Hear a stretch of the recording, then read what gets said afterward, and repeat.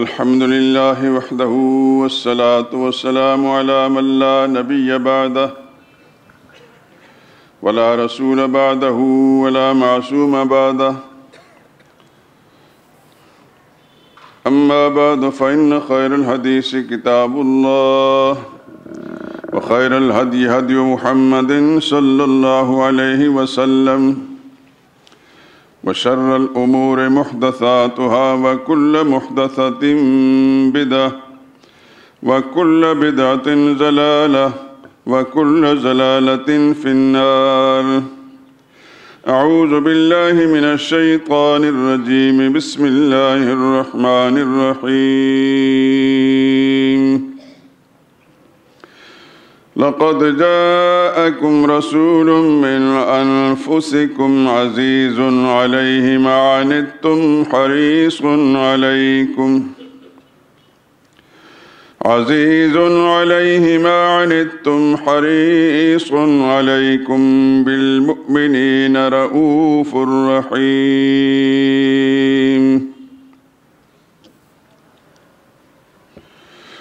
لوگوں، تمہارے پاس تم ہی میں سے ایک رسول آئے ہیں. تمہاری تکلیف ان کو گراں معلوم ہوتی ہے اور تمہاری بھلائی کے بہت خواہش مند ہیں، اور ایمان والوں پر نہایت شفقت کرنے والے اور مہربان ہیں. سبحان ربک رب العزت عما یصفون وسلام علی المرسلین والحمد للہ رب العالمین. درود پاک پڑھ لیں. اللہم صل علی محمد وعلی آل محمد كما صليت على إبراهيم وعلى آل إبراهيم إنك حميد مجيد. اللهم بارك على محمد وعلى آل محمد كما باركت على إبراهيم وعلى آل إبراهيم إنك حميد مجيد.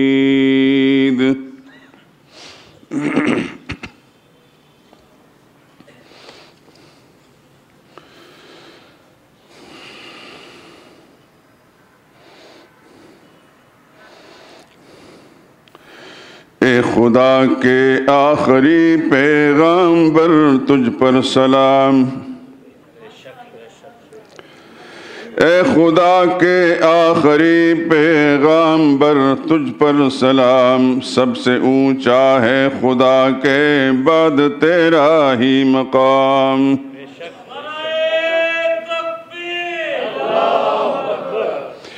تو نے دنیا کو پڑھایا ہے سبق توحید کا. تو نے دنیا کو پڑھایا ہے سبق توحید کا. تو نے بھر بھر کے پلائے مے وحدت کے جام. تیری فیاضی نے ذروں کو بنایا آفتاب. بن گئے اونٹوں کے چرواہے زمانے کے امام. تیرے آنے سے چمن میں آ گئی تازہ بہار. تو نے دنیا سے مٹایا کفر و باطل کا نظام. اسود و احمر کے تو نے ختم کر ڈالی تمیز.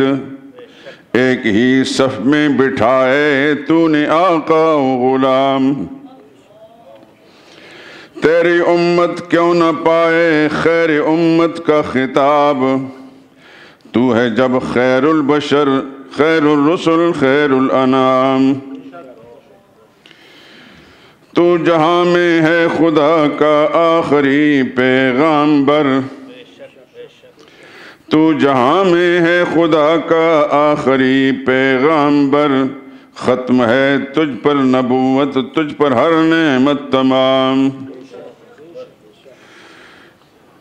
لیلۃ الاسراء میں سدرا پر رکے روح الامین. اور سدرا سے کہیں آگے ہوا تیرا مقام. شافع روز جزا اور ساقی کوثر ہے تو حبیب کبریا ہے، تو رسولوں کا امام۔ منحصر تیری اطاعت پر ہے انسان کی نجات، تیرا ہر ایک حکم ہوتا ہے خدا ہی کا پیام۔ تو نے دنیا کو دکھایا ہے صراط مستقیم، تو نے دنیا سے مٹائے ہیں ضلالت کے ظلام۔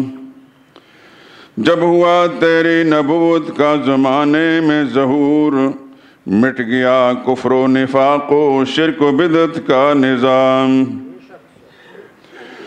دونوں عالم کی سعادت ہاتھ آئے گی ظہور، جب بنے گا تو محمد کے غلاموں کا غلام۔ اے خدا کے آخری پیغامبر تجھ پر سلام، سب سے اونچا ہے خدا کے بعد تیرا ہی مقام۔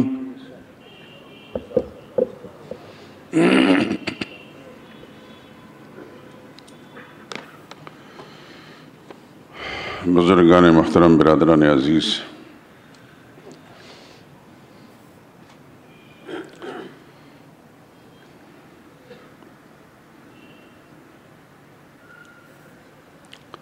پچھلے کچھ دنوں سے، کچھ ہفتوں سے اللہ تعالیٰ نے میرے دل میں یہ بات ڈالی کہ سرور عالم صلی اللہ علیہ وسلم کے خاندان سے متعلق کچھ باتیں اپنے احباب کے سامنے رکھوں۔ یہ تو سبھی مسلمانوں کے دل کے اندر سرور کائنات صلی اللہ علیہ وسلم کی محبت، عظمت اور مقام ہے، لیکن ایک بڑی تعداد ہمارے مسلمان بھائیوں کی ایسی بھی ہے جو رسول اللہ صلی اللہ علیہ وسلم کے خاندان کے بارے میں کچھ نہیں جانتے۔ زیادہ سے زیادہ یہ کہ رسول اللہ صلی اللہ علیہ وسلم کے والد گرامی کرام جناب عبداللہ تھا، دادا کا نام عبد المطلب تھا۔ اس سے آگے اگر بہت کوشش کریں تو پردادا اور ان کے والد کا نام جناب ہاشم اور جناب عبد مناف تک، بس اس سے آگے نہیں۔ اور یہ بات صرف کہنے کی نہیں ہے، میرا ذاتی تجربہ ہے۔ میں ایک طالب علم ہوں، آپ حضرات کے سامنے ہمیشہ ایک طالب علمانہ ہی حیثیت رہی ہے۔ میرے دل میں کبھی بھی اس قسم کا وسوسہ بھی نہیں آیا کہ میں کوئی عالم ہوں، اور اس سوچ پر میں اللہ کا شکر ادا کرتا ہوں کہ میرے اندر کبھی بھی کوئی برتری کا احساس نہیں ہوا۔ اللہ اس پر قائم رکھے۔ تو طالب علمانہ حیثیت ہے، اور طالب علم آپ جانتے ہیں طالب ہی ہوتا ہے، ہر وقت تلاش میں رہتا ہے۔ میری حالت بھی کچھ ایسی ہی ہے، لیکن جو معروف معنی میں عالم اور مولوی کہلاتے ہیں ان کا حال بھی کوئی مجھ سے مختلف نہیں ہے۔ میں طالب علم ہوں اور وہ مولوی ہیں، لیکن ایک مولوی کا حال یہ ہے کہ میں نے ایک مولوی صاحب سے پوچھا، میں اپنے آپ سے ان کو بہتر سمجھتا ہوں، عمل کے اعتبار سے بہتر، علم کے اعتبار سے بہتر سمجھتا ہوں، لیکن اس معاملے میں صورتحال ان کی ایسی ہے کہ میں نے ان سے پوچھا کہ رسول اللہ صلی اللہ علیہ وسلم کے چچاؤں کا نام بتائیں۔ آپ حیران ہوں گے، کہتے ہیں حضور کے چچا کو نے سب تایا تھے۔ میں ہنس ہنس کر لوٹ پونٹ کے ہنستے کیوں ہیں آپ؟ میں نے کہا آپ کی حالتیں مجھ سے مختلف نہیں ہیں۔ رسول اللہ صلی اللہ علیہ وسلم کے صرف 2 تایا تھے، باقی سب چچا تھے، اور آپ کہتے ہیں کہ حضور صلی اللہ علیہ وسلم کا چچا تھا ہی کوئی نہیں، سب تایا تھے۔ تو جہاں یہ حالت ہو، اچھا علاقے کا معتبر مولوی وہ اگر رسول اللہ صلی اللہ علیہ وسلم کے خاندان سے متعلق اس قدر بے خبر ہو تو عوام الناس کا کوئی قصور بھی نہیں۔ یہی وہ احساسات ہمیشہ رہے دل میں. میں نے دل میں سوچا اور اللہ کی توفیق سے یہ خیال آیا کہ کم از کم میرے بھائی، میرے مسلمان دوست جو میرے پاس آ کر اپنا وقت صرف کرتے ہیں، ان کا ایک قرض ہے، ایک فرض ہے مجھ پر کہ میں ان تک اصل بات پہنچاؤں.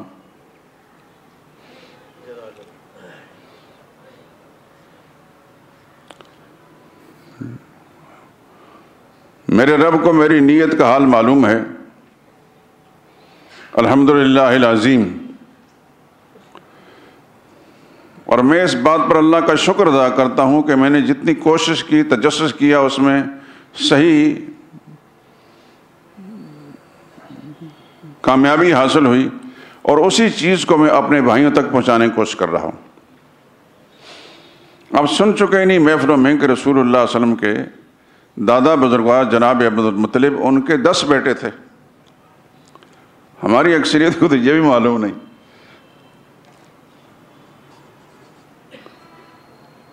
ہمارے بہت سارے لوگ، مولوی کی بات نہیں کرتا، ان سے حضور صلی اللہ علیہ وسلم کے چچاؤں کے بارے میں پوچھا تو کہتے ہیں حضرت ابو طالب علیہ السلام تھے.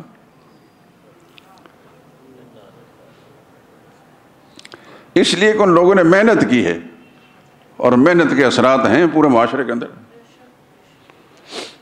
رسول اللہ صلی اللہ علیہ وسلم کے چچا حضرت ابو طالب علیہ السلام، رسول اللہ صلی اللہ علیہ وسلم کی بیٹی حضرت فاطمہ، آگے کچھ نہیں. رسول اللہ صلی اللہ علیہ وسلم کے نواسے حضرت امام حسین، امام حسن علیہ السلام علیہ السلام. میں نے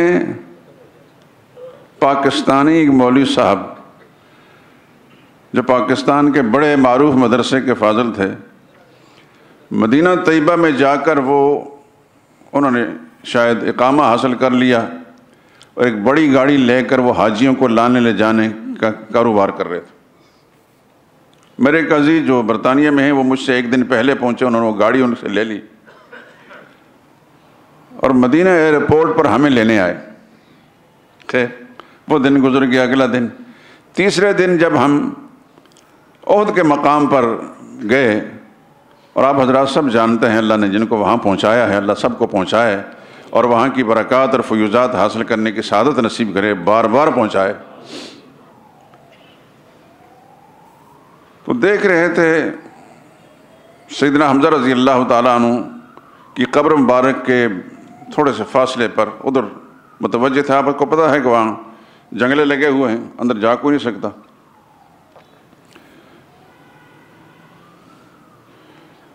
یہ مہربانی بھی ہم لوگوں نے کی ہے اپنے اوپر.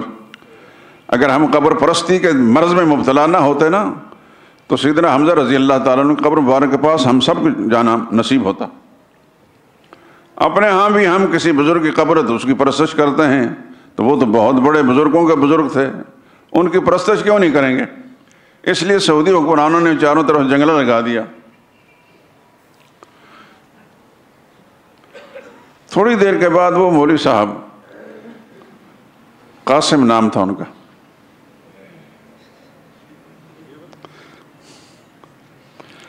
لوگوں کو کہنے لگے، اور بھی لوگ کھڑے تھے، ہٹ جاؤ ہٹ جاؤ ہٹ جاؤ. میں نے کہا پتہ نہیں کیا مصیبت آ گئی. کہتے ایک طرف ہو جاؤ ایک طرف ہو جاؤ.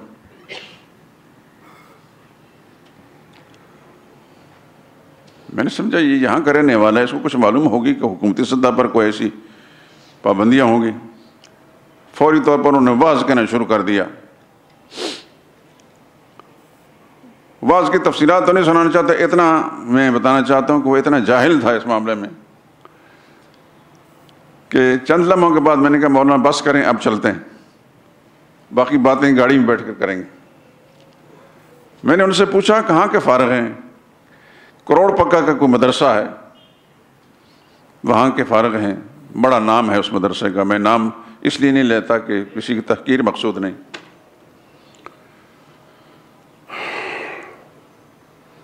میں نے کہا حضور صلی اللہ علیہ وسلم کے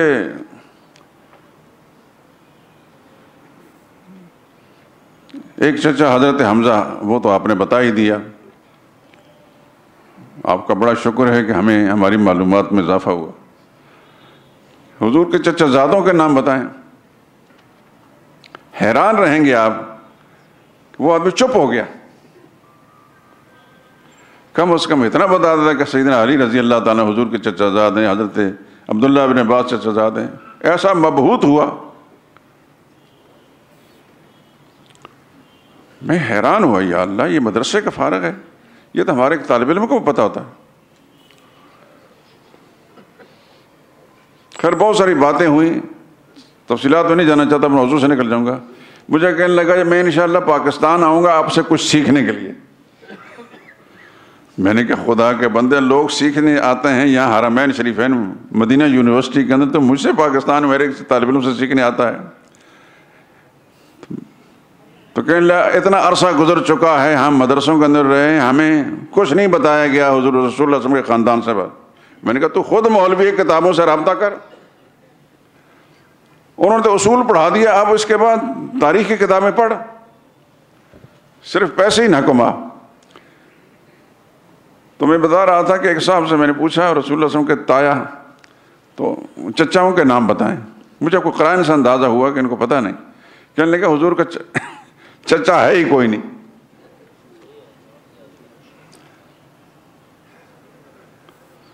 بس کیا کہوں میں، قہر درویش بر جان خیش.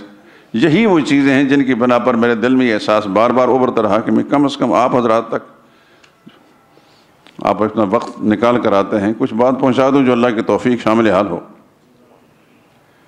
لیکن اتنی بات ضرور تسلی رکھیں کہ جو کہوں گا وہ صحیح ہوگی، صحیح ہوگی، کہ میں محنت کرتا ہوں اس سلسلے میں، اللہ کسی محنت ضائع نہیں کرتا. پچھلے جمعے میں بتایا تھا کہ رسول اللہ صلی اللہ علیہ وسلم کے دو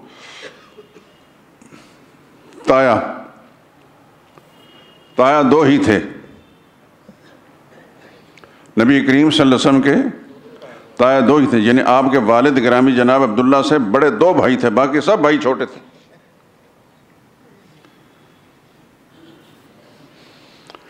کل بھائی جناب عبداللہ سمیت 10 تھے. جناب عبد المطلب رسول اللہ صلی اللہ علیہ وسلم کے دادا گرامی، ان کے 10 بیٹے تھے. ان میں سے جناب عبداللہ جو رسول اللہ صلی اللہ علیہ وسلم کے والد گرامی ہیں، ان سے 2 بھائی بڑے تھے. سب سے بڑے بھائی کا نام حارث تھا اور ان سے چھوٹے جناب زبیر تھے. یہی زبیر وہ ہیں جن کی تفصیل میں بتائیں کہ حضور صلی اللہ علیہ وسلم کی کفالت میں انہوں نے کی. تیسرے نمبر پر ان بھائیوں میں جناب عبداللہ تھے، حضور کے والد گرامی. چوتھے نمبر پر جناب عبد المطلب کے بیٹوں میں سے جناب ابو طالب تھے، اور ان کا اصل نام ابو طالب نہیں، ان کا اصل نام عبد مناف. یہ 2 بھائی ایسے تھے جن کے نام مشرکانہ تھے. ایک ابو طالب کا نام عبد مناف اور دوسرے عبد العزیٰ. ابو لہب کا نام اصل میں عبد العزیٰ تھا. یہ اپنی کنیت سے مشہور ہوئے. عبد العزیٰ یعنی ابو لہب، اس لیے ان کا نام مشہور نہیں ہوا. ابو لہب اس لیے کہ وہ بہت خوبصورت آدمی تھا. لہب کہتے ہیں شعلے نکلنے کو، چمک، اس کے چہرے سے جیسے شعلے نکلتے تھے. لیکن دیکھیے اتنا حسین اور خوبصورت انسان اللہ کی دستگیری سے محروم رہا، اور وہ کافر رہا، اور ایسا کافر رہا کہ حضور صلی اللہ علیہ وسلم کے سخت دشمن اور رسول اللہ صلی اللہ علیہ وسلم کی شان میں گستاخی کرنے والا. اور اس کی اسی گستاخی کے پیش نظر اللہ نے ایک سورت اس کی مذمت میں نازل کی. آپ حضرات قرآن کریم کی تلاوت کرتے ہیں، قرآن کریم کی 114 صورتیں ہیں. ان صورتوں کے اندر کفار و مشرکین مذمت موجود ہے، لیکن کسی بڑے سے بڑے کافر کے نام پر اللہ تعالیٰ نے، کہ مخصوص نام پر اللہ تعالیٰ نے کوئی صورت نازل نہیں فرمائی سوائے ابو لہب کے. تبت یدا ابی لہب و تب. حضور کا اپنا خون ہے، لیکن اس قدر کینہ پرور، اتنا دشمن کہ اگر پوری تفصیلات میں آپ جائیں گے تو آپ کو بہت تکلیف ہوگی. ابو جہل کو بڑا کافر سمجھ جاتا ہے، واقعتاً بڑا کافر ہے، لیکن اس کا نام لے کر اللہ نے قرآن میں سورۃ نازل نہیں فرمائی۔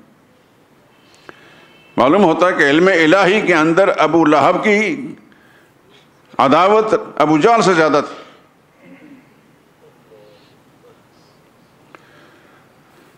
تو یہ دو بھائی ایسے ہیں جن کے نام مشرکانہ ہیں، ابو طالب جن کا اصل نام عبد مناف تھا، اور ابو لہب جن کا اصل نام عبد العزیٰ تھا۔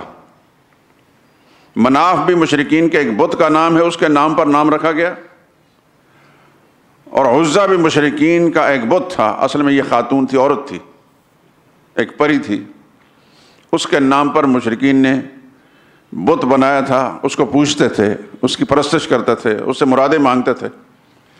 تو اس زمانے کے اندر چونکہ ابھی اسلام آیا نہیں تھا، مشرکین کے معاشرے کے اندر لوگ اپنے بچوں کے نام مشرکین یعنی بتوں کے نام پر رکھتے تھے۔ بہت سارے نام آپ کو تاریخ کتابیں کو گردانی کرنے سے معلوم ہوں گے کہ مشرکانہ نام ہیں۔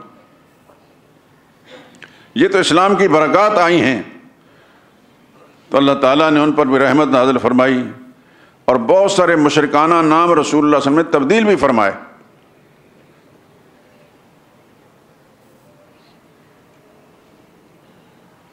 ہماری حدیث کی کتابوں کے اندر باقاعدہ محدثین نے ایک باب قائم کیا ہے، کتاب الاسامی، ناموں کے بارے میں مستقل عنوان قائم کر کے اس کے ذیل میں نبی کریم صلی اللہ علیہ وسلم کی کچھ ہدایات، کچھ مثالیں دی ہیں کہ فلاں فلاں چیز کو رسول اللہ صلی اللہ علیہ وسلم نے تبدیل فرمایا ہے ناپسند سمجھتے ہوئے۔ اسی لیے میں مختلف مواقع پر بھی آپ حضرات سے عرض کر چکا ہوں، اور اب پھر اتفاقاً ذکر آ ہی گیا کہ اپنے بچوں کے نام سوچ سمجھ کر اسلامی نام رکھیں۔ ہمارا دین، ہمارا عقیدہ جس شریعت پر ہم قائم ہیں، ماننے والے ہیں، وہ تقاضا کرتا ہے کہ نام اپنے بچوں کے اسلامی رکھیں۔ اچھے نام کے اچھے مبارک اثرات بچوں کی شخصیت پر پڑتے ہیں۔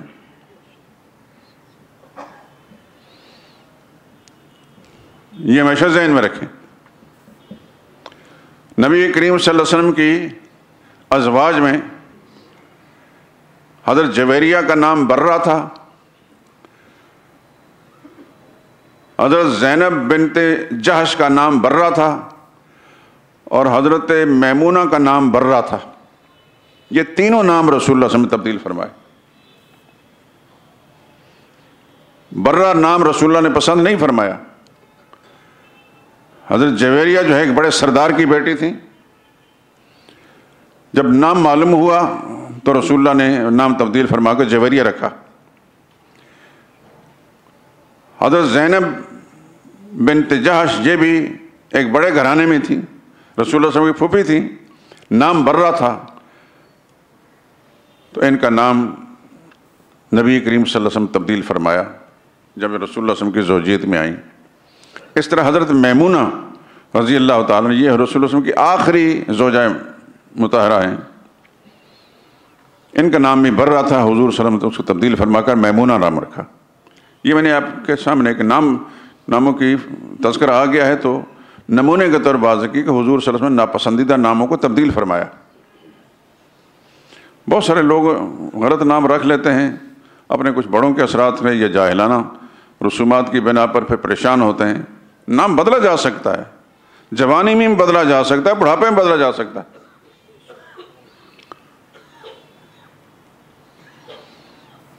نبی کریم صلی اللہ علیہ وسلم ایک جگہ کا تشریف لے گئے، وہاں دیکھا سب بنجر علاقہ ہے، سبزے کا نام و نشان نہیں۔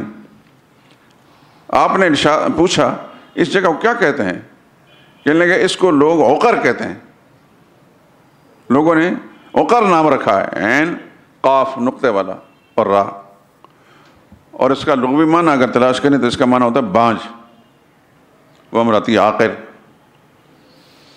تو حضور صلی اللہ علیہ وسلم نے فرمایا کہ اس کا نام بدل دیا جائے، اس کا نام خضر رکھا جائے۔ آپ کے ارشاد مبارک مطابق وہ نام بدلا، اللہ پاک نے وہاں سبزہ اگا دیا۔ ایسی بہت ساری چیزیں آپ کو احادیث مبارکہ سے مل جائیں گی۔ تو وہ تو زمانہ ایسا تھا کہ مشرک لوگ تھے، عقیدہ مشرکانہ تھا، اس وجہ سے مشرکانہ عقیدے کے تحت غلط نام رکھتے تھے، لیکن اچھے نام بھی رکھیں، اچھے نام بھی رکھیں، جیسے جناب عبداللہ محمد مصطفیٰ صلی اللہ علیہ وسلم کے والد گرامی کا نام عبداللہ تھا، اچھا نام تھا، بلکہ حضور نے فرمایا کہ سب سے افضل نام عبداللہ ہے، پھر دوسرے نمبر پر عبد الرحمن ہے، باقی سارے نام اس کے بعد ہیں۔ اور ایک ذہن نشین فرما لیجیے، ایک قانون سمجھیے، جتنے بھی اللہ تعالیٰ کے اسماء حسنہ ہیں ان کے پہلے عبد لگائیے۔ مثلا اللہ تعالیٰ کی صفت ہے رزاق، ان اللہ هو الرزاق ذو القوۃ المتین، اس سے پہلے عبد لگائیے، عبد الرزاق۔ متین اللہ تعالیٰ کے صفاتی نام میں سے ہے، اس سے پہلے عبد لگائے عبد المتین، یہ مبارک نام ہے۔ دوسرے نمبر پر انبیاء کرام علیہم الصلوۃ والسلام جو اس سے پہلے گزرے ہیں، اور سب سے بڑے نبی کون ہیں؟ سیدنا محمد رسول اللہ صلی اللہ علیہ وسلم۔ نبیوں کے ناموں پر نام رکھو، حضور کا فرمان حدیث میں سموا باسماء الانبیاء، نبیوں کے ناموں پر نام رکھو۔ لوگ رکھتے ہیں، بہت سارے خوش نصیب لوگ ہیں۔ عرب دنیا کے اندر عبداللہ نام بہت زیادہ ہے، شاید اس کی وجہ یہی ہے کہ حدیث میں رسول اللہ صلی اللہ علیہ وسلم نے فرمایا سب سے افضل نام عبداللہ ہے۔ اور اگر کسی کا نام معلوم نہیں ہوتا دور سے بولیں یا عبداللہ، اگر نام نہیں معلوم عبداللہ، اللہ کا بندہ تو ہے ہی ہے نا۔ پھر محمد نام زیادہ رکھتے ہیں، تو آپ حضرات سے خاص طور میں گزارش کروں گا کہ جیسے میں نے ترتیب بتائی، اللہ تعالیٰ کے صفاتی ناموں سے پہلے عبد لگائیے، جو بھی نام آپ کو دل کو لگتا ہے اس پر نام رکھیں۔ دوسرے نمبر پر انبیاء اکرام علیہ السلام کے ناموں پر،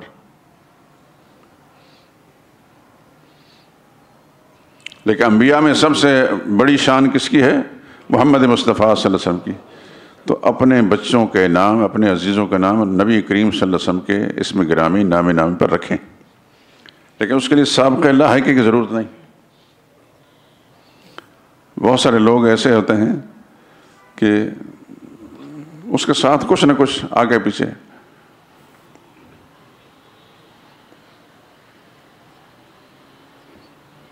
مثلا محمد علی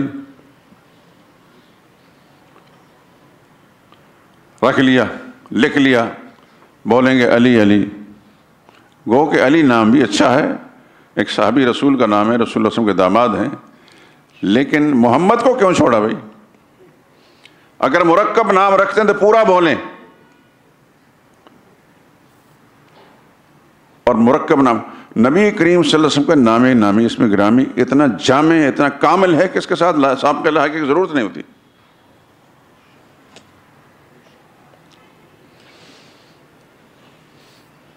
ایک بات کہہ کر ختم کرتا ہوں، مجھے اصل توجہ دلائی ہے کہ آپ موضوع سے نکل جاتے ہیں۔ کیا کروں، ذہن میں کوئی بات آتی ہے تو میں سمجھتا ہوں کہ یہ مجلس ایک سبق کی ہوتی ہے، مستقلاً تو کوئی ایسی محفل نہیں ہوتی کہ اس کے اندر جا کر یہ ساری چیزیں سیکھی جائیں۔ میرا سب سے چھوٹا بیٹا جس کا نام محمد ہے، حافظ ہے، اس مسجد کے اندر دو تین دفعہ سنا بھی چکا ہے، پڑھ رہا ہے۔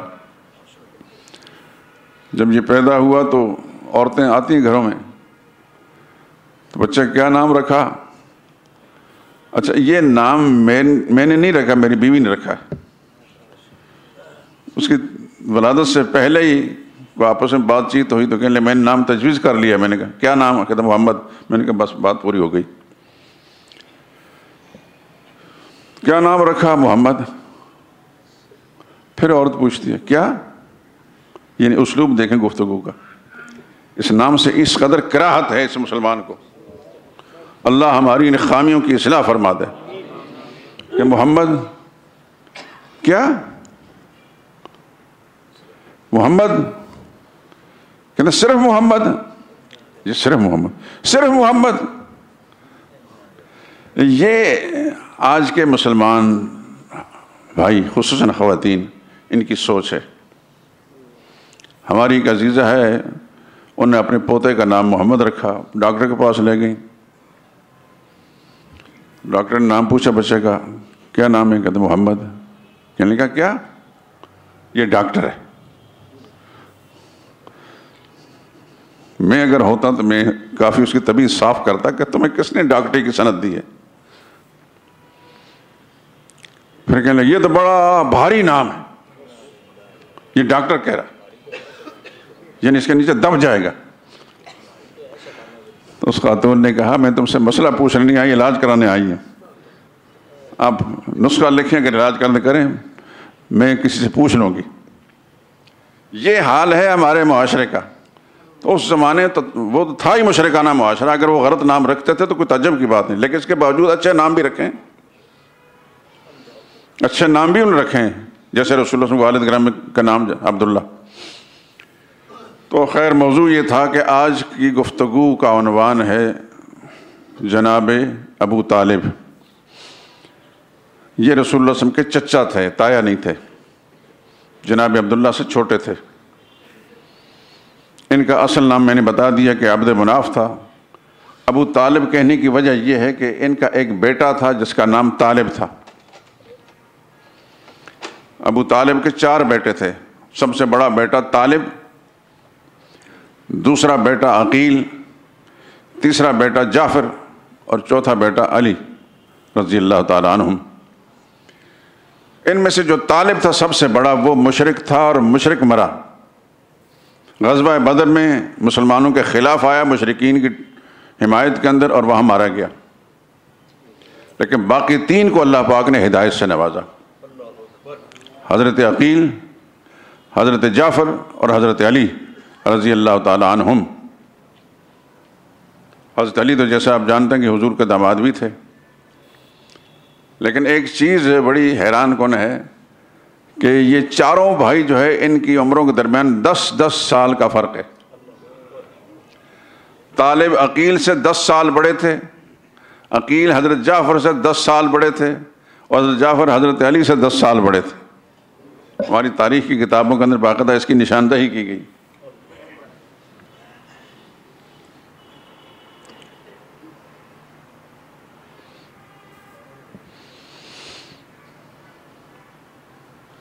ابو طالب کو زمانہ اسلام ملا، لیکن ان کے بخت نے یاوری نہیں فرمائی، ان کو اسلام قبول کرنے کی نوبت نہیں آئی، حتیٰ کہ ان کی وفات کے وقت سرور کائنات صلی اللہ علیہ وسلم ان کے سرہانے پر جا کر بیٹھ گئے، اور رسول اللہ صلی اللہ علیہ وسلم نے فرمایا کہ چچا اب بھی موقع ہے، کلمہ پڑھ لیں، میں اللہ کی بارگاہ میں آپ کا سفارشی بن جاؤں گا۔ لیکن بدقسمتی یہ کہ وہاں اسی وقت ابو طالب کے سرانے ابو جہل بھی بیٹھا تھا، اور ابو طالب کے ایک بھانجے، ان کا نام تھا عبداللہ بن امیہ۔ بعد میں بڑا عرصہ بعد میں اللہ پاک نے اس کو ہدایت سے نوازا، لیکن انہی دنوں میں رسول اللہ صلی اللہ علیہ وسلم کا شدید دشمن تھا۔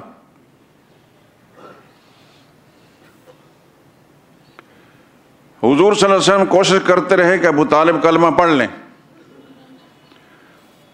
ابو جہل اور عبداللہ بن امیہ مسلسل کوشش کرتے رہے کہ نہیں، اپنا خاندانی دین نہیں چھوڑنا۔ دونوں طرف سے کوششیں ہوتی رہیں۔ بخاری وغیرہ میں روایت موجود ہے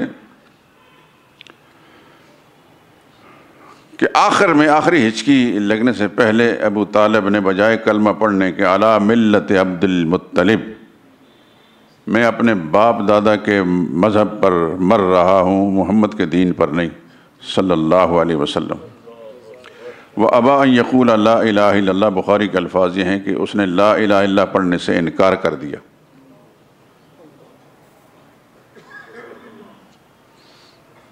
حضور اکرم صلی اللہ علیہ وسلم، ظاہر بات ہے کہ ہر انسان کے لیے بہت،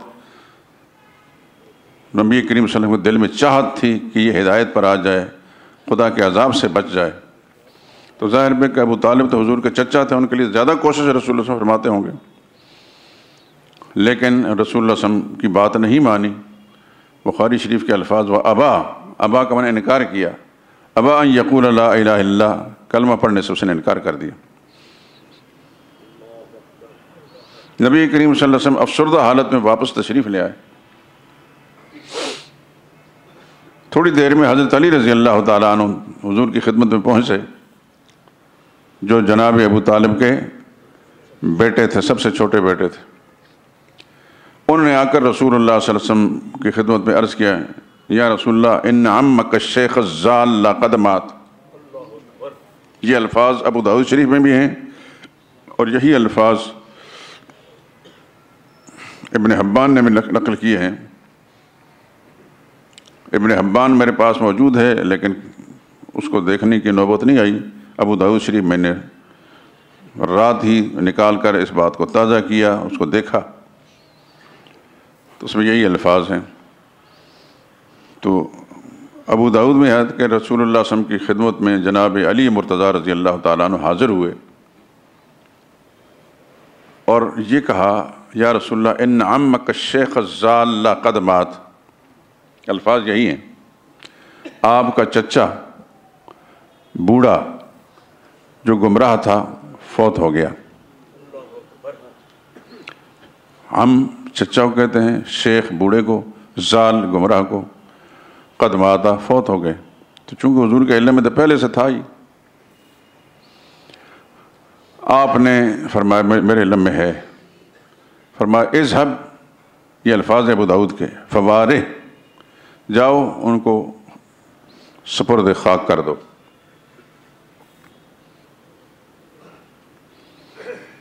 اگر وہ صاحب ایمان ہوتے تو نبی کریم صلی اللہ علیہ وسلم جنازہ پڑھانے نہ تشریف لے جاتے، اور وہ صاحب ایمان ہوتے تو ان کا بیٹا سیدنا علی رضی اللہ تعالیٰ عنہ یوں کہتے ہیں، نامک الشیخ الضال قد مات۔ حضور نے فرمایا جاؤ اس کو سپرد خاک کر دو، لیکن فرمایا ولا تحدثنا ولا تحدثن، کسی سے بات نہیں کرنی۔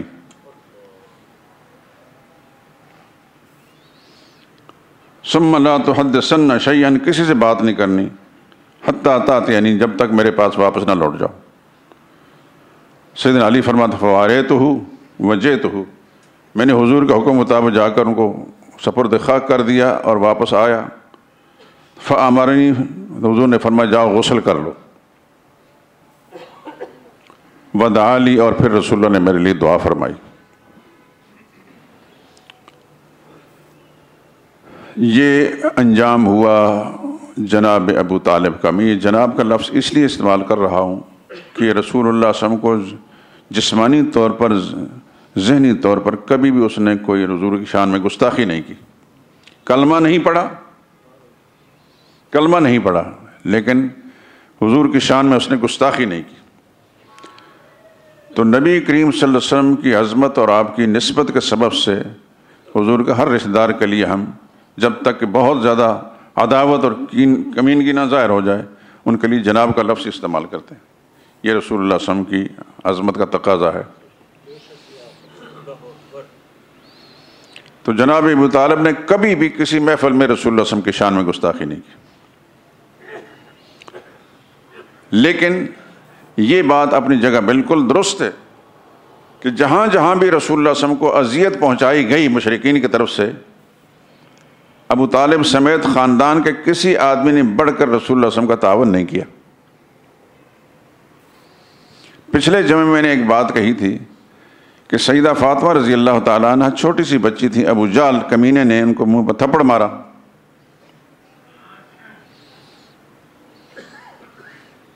تو وہ روتی ہوئی حضور صلی اللہ علیہ وسلم کی خدمت پہ حاضر ہوئیں، تو اس وقت نبی کریم نے یہ نہیں فرمایا کہ جاؤ ابو طالب کو کہو۔ نبی کریم صلی اللہ علیہ وسلم نے فرمایا وہ ابو سفیان کا گھر ہے، اس کو جا کر اس کو بتاؤ کہ اس نے میرے ساتھ یہ سلوک کیا ہے۔ تو حضرت ابو سفیان اس وقت مشرک تھے، تو وہ آئے سیدہ فاطمہ کے ساتھ آ کر اس جگہ جا کر کھڑے ہو گئے جہاں ابو جہل اپنی ٹولی سمیت بیٹھا تھا۔ سر پر کھڑے ہو کر سیدہ فاطمہ کو کہنے لگے مارو اس کے منہ پر تھپڑ۔ سیدہ فاطمہ چھوٹی سی بچی تھی، لیکن اس نے جتنا بھی ان کا ہاتھ میں زور تھا اس تھپڑ مارا، اور ابو جہل بگڑ گیا کہ یہ کیا جا رہا ہے، اتنا بڑا میں لیڈر ہوں، اپنے قبیلے کا سردار ہوں، اور آپ مطلب ہے کہ محمد کی بیٹی سے انتقام دلا رہے ہیں، جبکہ آپ بھی محمد کو نہیں مانتے، میں بھی نہیں مانتا۔ تو سیدنا ابو سفیان مشرک تو تھے مگر شریف مشرک تھے، کہنے لگے دشمنی میری اور آپ کی محمد سے ہے، اس کی بیٹی سے دشمنی نہیں، یہ جو کمینگی آپ نے کی ہے اس لیے میں نے آپ کو مروایا۔ یہ بھی آپ نے سن لیا، پچھلے جمعے میں پھر دوبارہ دہرا دیتا ہوں کہ مکی زندگی کے اندر شروع کے دنوں میں جب رسول اللہ صلی اللہ علیہ وسلم بہت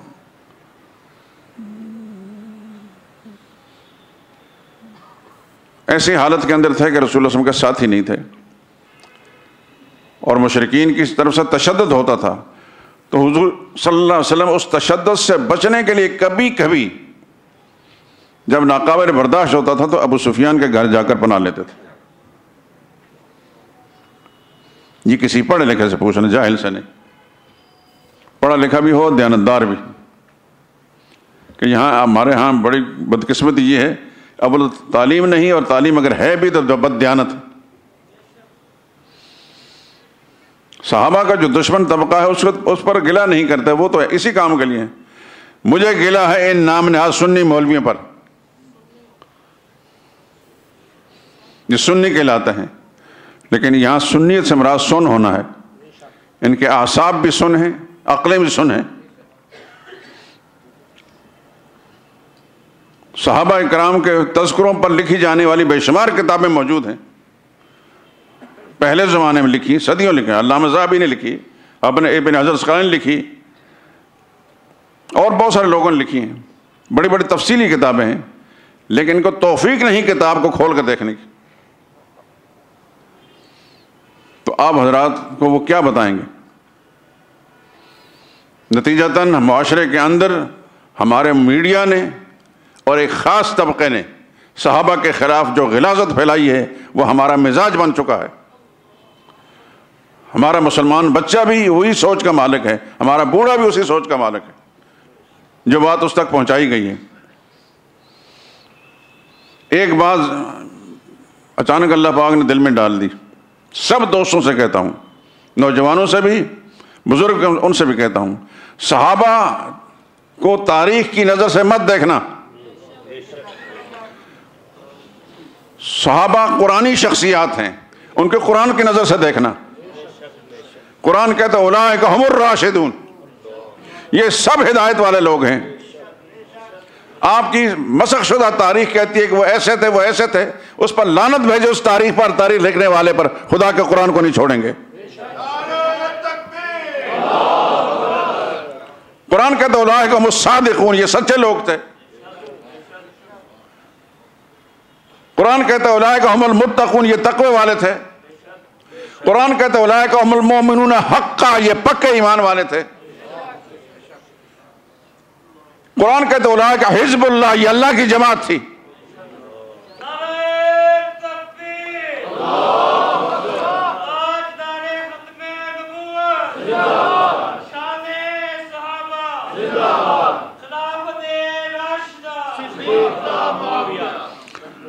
بس اس بات کو اپنے دل پر لکھ لیجئے، اپنے بچوں کو، اپنے متعلقین، دوستوں، یاروں تک پہنچے۔ بس قرآن کریم میں جو کچھ صحابہ کا مقام بیان ہوا اس کی نظر سے دیکھنا۔ اللہ کی توفیق سے ایک کتابچہ میں نے لکھا ہے، اس میں سیدنا معاویہ اور سیدنا علی رضی اللہ تعالیٰ تعلقات کے سلسلے میں، کہ یہ آپس میں ایک دوسرے کے دشمن نہیں تھے، وہ پریس میں چلا گیا ہے، ان قریب انشاءاللہ کو 32 صفحے کا رسالہ ہے، تو انشاءاللہ العزیز ان قریب آپ حضرات تک پہنچ جائے گا۔ کیونکہ ہمارے معاشرے کے اندر کچھ بد نصیبوں نے قصداً، اور کچھ بد نصیب جن کو پتہ ہی نہیں، انہوں نے اس سلسلے میں ایسا مجرمانہ رویہ اختیار کیا ہے کہ ہمارے معاشرے کے اکثر مسلمانوں کو یہ پتہ ہی نہیں کہ یہ آپس میں پیار کرنے والے تھے، ایک دوسرے کے دشمن نہیں تھے،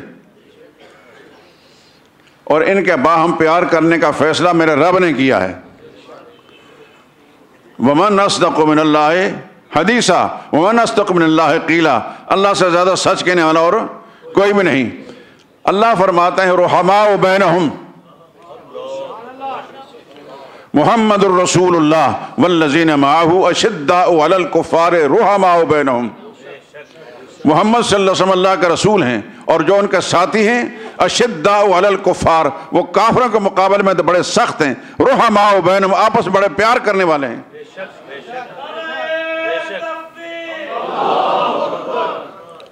جہاں سے بھی آپ قرآن کریم کو پڑھیں گے انشاءاللہ صحابہ کرام کے بارے میں ایسا ہی نظر آئے گا۔ اللہ ڈرتے ہیں کسی سے یا کسی کے لحاظ رکھتے ہیں؟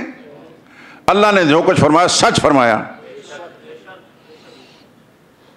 تو صحابہ قرآنی لوگ ہیں، ان کو قرآن کی نظر سے دیکھیں، قرآن کی تاریخ میں دیکھیں، ان گھسی پیٹی جھوٹی کذاب اور دجال اور وضاع جھوٹے بے ایمان لوگوں کی لکھی ہوئی کتاب کی تاریخ میں نہ لکھیں۔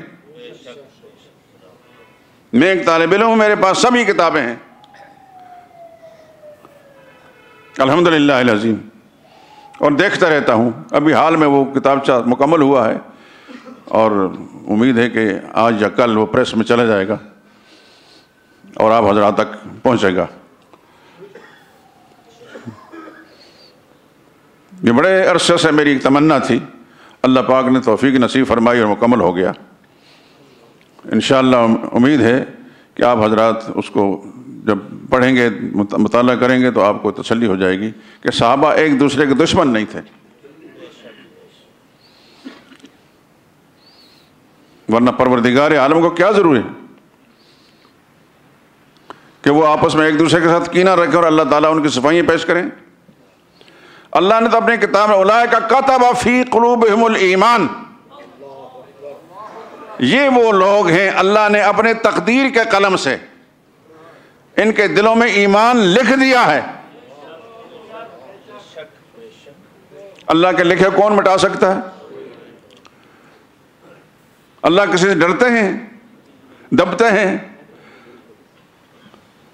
اللہ نے وہی کچھ فیصلہ فرمائے جو سچ اور حق ہے۔ تو یہ نبی کے مخلص ساتھی تھے، نبی کے مخلص ساتھی تھے۔ ان لوگوں نے اپنی جانیں بھی قربان کی، املاک بھی قربان کیا، اپنی اولادیں بھی قربان کی۔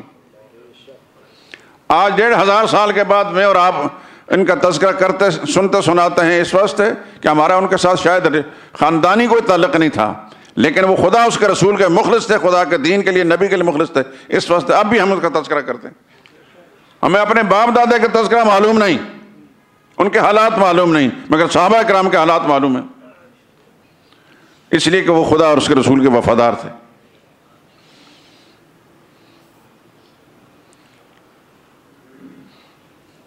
تو سیدنا علی رضی اللہ تعالیٰ عنہ کا تذکرہ میں نے سنا دیا کہ حضرت علی نے حضور اکرم صلی اللہ علیہ وسلم نے جیسے فرمایا تھا ویسے کر کے دکھایا۔ ان کے والد جناب ابو طالب وہ ایمان نہیں لائے۔ اس میں ایک بات اور ذکر کر دیتا ہوں،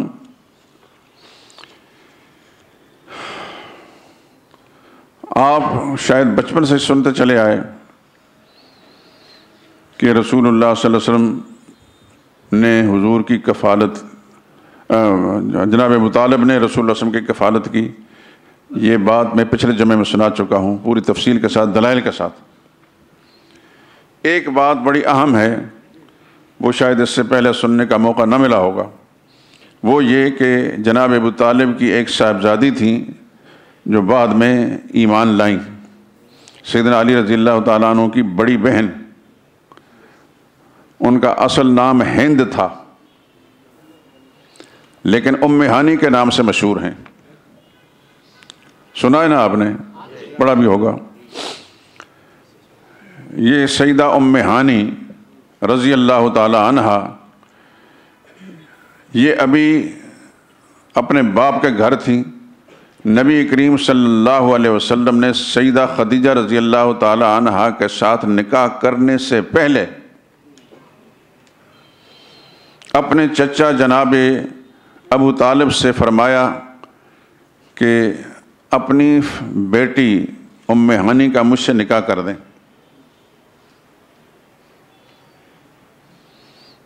عین انہی دنوں کے اندر سیدہ ام ہانی کا پیغام نکاح ایک اور شخص نے، جس کو حبیرہ کہا جاتا ہے، ابو جہل کے خاندان کا ہے، ابو جہل کا چچیرا بھائی ہے، حبیرہ مخزومی نے بھی پیغام نکاح بھیجا اور محمد مصطفیٰ صلی اللہ علیہ وسلم نے نکاح کا پیغام بھیجا۔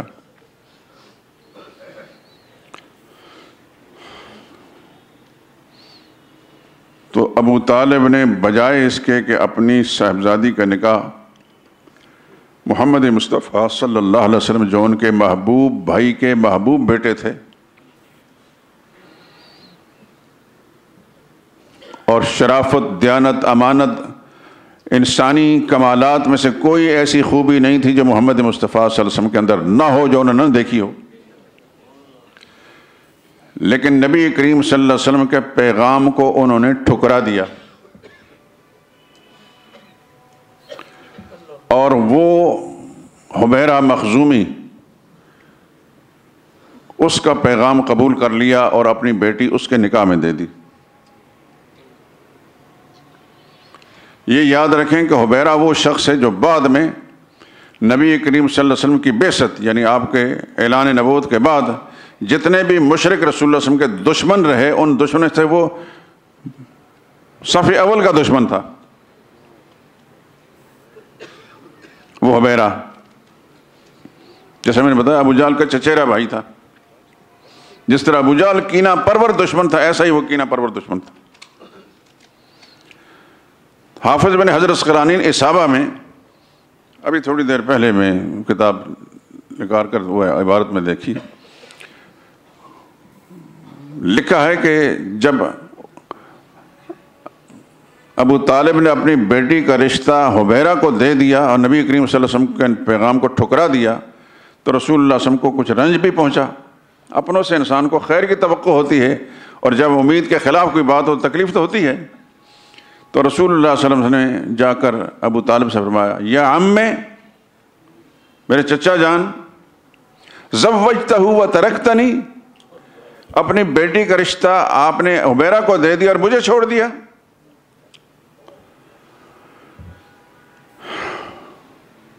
تو ابو طالب نے جو جواب دیا،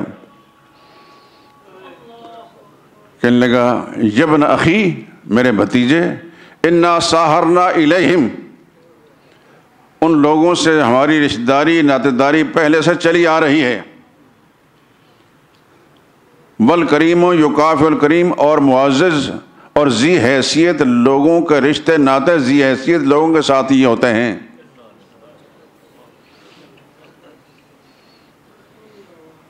یہی الفاظ جو میں نے آپ کے سامنے پڑھے ابن حجر نے لکھے ہیں، اسقلانی نے۔ یہ بہت بڑا محدث ہے، بہت بڑا مورخ ہے، دنیا مانتی ہے اس کو، اور اس کے علاوہ اور بہت ساری کتابوں کے اندر یہ بات لکھی ہے۔ تو رسول اللہ صلی اللہ علیہ وسلم کو چھوڑ دیا اور حبیرہ مخزومی کے رشتے میں دے دی، اور حبیرہ مخزومی مشرکین کی اس ٹولی کا آدمی تھا جو ساری زندگی رسول اللہ صلی اللہ علیہ وسلم کو اذیت پہنچاتا رہے۔ یہ شاعر بھی تھا اور بڑا شاہ سوار بھی تھا، تو مشرکین کے وہ جو مسلمانوں کو اذیت پہنچانے والے نوجوان تھے، ان میں یہ موقع ہاتھ سے نہیں جانے دیتا تھا، اور ساتھ ساتھ شاعری کے ذریعے سے رسول اللہ صلی اللہ علیہ وسلم کی شان میں گستاخی کرتا تھا۔ یہ جناب ابو طالب کا داماد، بڑا داماد، سیدہ ام ہانی کا شوہر، اس سے جس وقت فراغت ہوئی تو پھر حضرت ام ہانی نے ایمان قبول کیا۔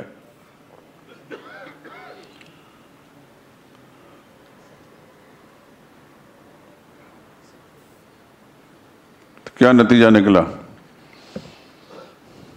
کہ جناب ابو طالب، نبی کریم صلی اللہ علیہ وسلم کے چچا، انہوں نے کسی بھی اہم موقع پر رسول اللہ صلی اللہ علیہ وسلم کا ساتھ نہیں دیا۔ اپنی بیٹی کا رشتہ دیتے وقت انسان کسی کا مجبور نہیں ہوتا، خود مختار ہوتا ہے، اور محمد مصطفیٰ صلی اللہ علیہ وسلم سے بڑھ کر اس کائنات کے اندر کوئی انسان خدا نے پیدا ہی نہیں کیا۔ اور مکی زندگی میں جن دونوں کے اندر حضور نے رشتہ مانگا اس وقت بھی مکہ شہر کے اندر ایسا کوئی ماں نے لال نہیں جنا تھا جیسے محمد مصطفیٰ صلی اللہ علیہ وسلم تھے، لیکن جناب ابو طالب کی قسمت میں نہیں تھا، نہ وہ کلمہ انہوں نے پڑھا نہ اپنی بیٹی کا رشتہ دیا، نتیجتاً کوئی ہاشمی خاتون نبی کریم صلی اللہ علیہ وسلم کی زوجیت میں نہیں آ سکی۔ حضور کی 13 بیویوں کا سارا آپ خاندانی نسب تلاش کریں، کوئی ہاشمی خاتون ایسی نہیں کہ جو رسول اللہ صلی اللہ علیہ وسلم کی زوجیت میں آتی۔ حضور نے ایک کا رشتہ مانگا تھا، وہ بھی باپ نے انکار کر دیا۔ باقی باتیں پھر کریں گے۔ سبحانک اللہم و بحمدک لا الہ الا انت۔